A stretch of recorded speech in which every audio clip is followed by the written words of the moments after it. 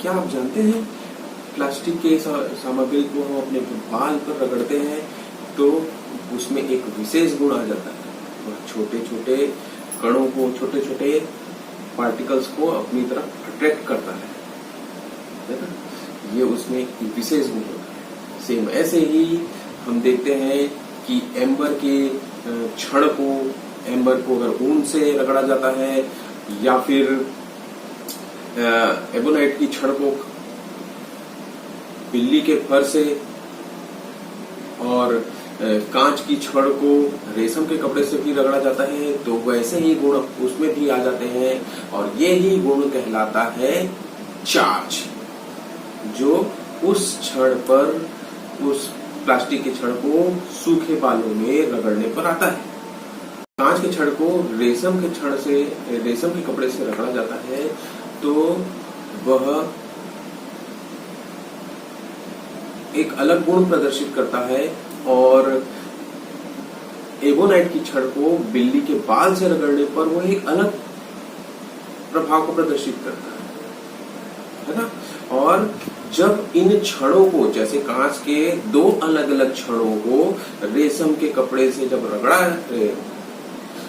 कांच के दो अलग अलग छड़ों को रेशम के कपड़े से जब रगड़ा जाता है तो वो दोनों के दोनों भी छड़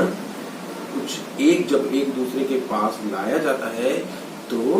ये एक दूसरे को एक दूसरे से दूर करने का प्रयास करते हैं। वैसे ही जब एबोनाइट की छड़ को, दो एबोनाइट की छड़ को बिल्ली के बाल से, बिल्ली के फर से रगड़ा जाता है तो ये दोनों ही एबोनाइट की छड़ एक दूसरे के करीब लाने पर एक दूसरे से दूर जाने का प्रयास करते हैं, प्रतिकर्षित करते हैं। और जब उसी रेशम से रगड़े हुए कांच के छड़ को या बिल्ली के बाल, बिल्ली के फर से रगड़े हुए एबोनाइट की छड़ को एक दूसरे के करीब लाया जाता है तो वो एक दूसरे को आकर्षित करते हैं, एक दूसरे के पास आने के लिए बल लगाते हैं। तो इस तरह से जो कांच की छड़ में जो गुण आता है उसे धन आवेश से प्रदर्शित किया गया है और जो एबोनाइट की छड़ पर जो गुण आता है, जो प्रभाव आता है, उसे ऋण आवेश से प्रदर्शित किया जाता है। और देखते हैं ऐसा गुण क्यों आता है किसी भी पदार्थ में। तो हम जानते हैं कि जब किसी भी पदार्थ को छोटे छोटे भागों में बांटा जाता है, छोटे छोटे टुकड़ों में बांटा जाता है और इतने छोटे छोटे टुकड़ों में बांटा जाता है कि उसको अब और छोटा नहीं किया जा सकता है, यानी कि वह जब एक बहुत छोटा पार्टिकल बन जाता है, छोटा कण बन जाता है तो उस कण, है ना, एक बहुत ही छोटे कण जो कि एक क्रिस्टल कहला सकता है किसी भी पदार्थ का, तो वो जो क्रिस्टल है वह छोटे छोटे अणुओं से, पदार्थ के अणुओं से मिलकर बना हुआ होता है, मॉलिक्यूल्स से बना हुआ होता है। और ये जो मॉलिक्यूल्स हैं, जैसे मॉलिक्यूल्स यानी अणु, HCl ले लो, शक्कर ले लो, पानी ले लो, कार्बन डाइऑक्साइड ले लो, ये अणु कार्बन डाइऑक्साइड या पानी के अणु जो है, पानी के जो अणु है वो हाइड्रोजन और ऑक्सीजन के परमाणुओं यानी कि एटम से मिलकर बना हुआ होता है ना। तो जब इन एटम, हम कह सकते हैं कि कोई भी पदार्थ, कोई भी क्षण है ना, जैसे हमारा चौक या थर्मोकोल है ना, जब वह एटम से बना हुआ है तो एटम के अंदर, आप जानते हैं एटम के अंदर क्या होता है, एटम के अंदर होता है एक नाभिक और उसके चारों ओर ऋण आवेश, जिसे हम इलेक्ट्रॉन कहते हैं, वो घूमते रहता है। तो कह सकते हैं कि एक एबोनाइट की छड़ या कांच की छड़ है ना, एक कांच की छड़ किससे बना हुआ है, एटम से बना हुआ है, परमाणु से बना हुआ है। तो उस परमाणु को जब हम कांच की छड़ को रेशम के कपड़े से जब हम रगड़ते हैं तो रगड़ने पर उसमें के जो इलेक्ट्रॉन है, उस एबोनाइट छड़ के परमाणुओं पर जो इलेक्ट्रॉन है, वह इलेक्ट्रॉन के कुछ परमाणुओं के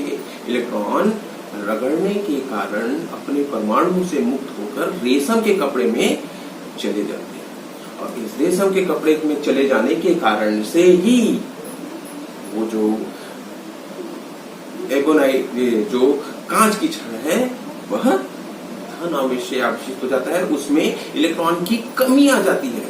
और इसी तरह से जब क्या किया जाए,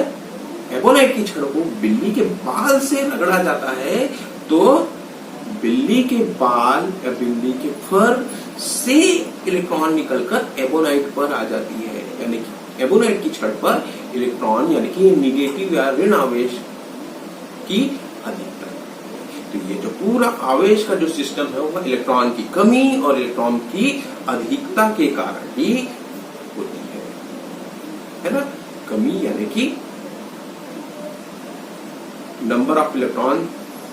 डिक्रीज कर गए और अधिकता मतलब नंबर ऑफ इलेक्ट्रॉन इंक्रीज कर गए। तो ये ही सिस्टम है, यही कारण है कि कोई भी पदार्थ, कोई भी बॉडी चार्ज होती है। चार्ज किसके कारण से ही जनरल है, इलेक्ट्रॉन के कारण से ही चार्ज पॉसिबल है, जिसको हम इन जनरल है ना। अब आते हैं हम कूलम के लॉ पे, कूलम के नियम पे। कूलम का नियम है ना, जानते ही हैं, जैसे छोटे छोटे पार्टिकल जो कि अगर आवेश आवेशित, अगर हम एक बॉल की बात करें, एक दो बॉलों की बात करें जो कि क्या किया गया है, लेट सपोज दोनों ही एबोनाइट की छड़ है, एबोनाइट की बॉल है। उन एबोनाइट की बॉल को अगर हम बिल्ली के बाल से रगड़ देते हैं तो दोनों के दोनों ही एबोनाइट के जो बॉल हैं वो क्या हो जाएंगे, आवेशित हो जाते हैं। तो ये आवेशित जो बॉल हैं उनको अगर कुछ डिस्टेंस पर रख दिया जाए, किसी डिस्टेंस पर रख दिया जाए तो वो बॉल क्या करते हैं, एक दूसरे पर बल लगाते हैं। और अगर एक एबोनाइट का हो और एक कांच का हो जो कि आवेशित है, चार्ज्ड है, उनको एक दूसरे से कुछ दूरी पर अगर रख दिया गया है तो वो एक दूसरे पर आकर्षण या प्रतिकर्षण का बल लगाएंगे। यह डिपेंड करता है कि चार्ज की प्रवृत्ति कैसी है। अगर समान आवेश होगा, समान आवेश वाले होंगे तो वो क्या करेंगे, एक दूसरे को प्रतिकर्षित करेंगे, प्रतिकर्षण का दूर जाने का बल लगाएंगे। और अगर वो दोनों के दोनों ही एक दूसरे से अलग चार्ज वाले हैं तो एक दूसरे को आकर्षित करने का प्रयास करेंगे। यही होता है, जैसे कि आप जानते हैं कूलम का नियम, दूरी पर उनके चार्ज की क्वांटिटी पर कितना उसमें चार्ज की मात्रा है उस पर निर्भर करता है। और उन पर लगाया गया बल उनके दोनों के चार्ज पर और उन दोनों के बीच की दूरी पर इस तरह से निर्भर करता है। और लगाया गया बल चूंकि एक सदिश राशि है, कुछ इस तरह से। दोस्तों